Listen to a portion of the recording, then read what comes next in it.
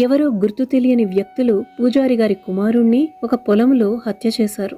కడుపుకోత భరించలేని పూజారి నరసింహాచార్యులు గారి భార్య సుందరమ్మ నిద్రాహారాలు మాని కన్నీరు మున్నీరుగా విలపిస్తోంది. వారింటికొచ్చిన నాయనగారు ఆమెతో, ఏవమ్మా, ఈ పాత వస్త్రం పోతే కొత్త వస్త్రం వేసుకోరా, అట్లే పోయిన నీ కుమారుడు ఎక్కడైనా పుట్టాల్సిందే, నీకే పుడతాడులే అని చెప్పి ఆమె చేత అన్నం పెట్టించుకుని ఒక ముద్ద తిని ఆమెను కూడా తినమని చెప్పి వెళ్లిపోయారు.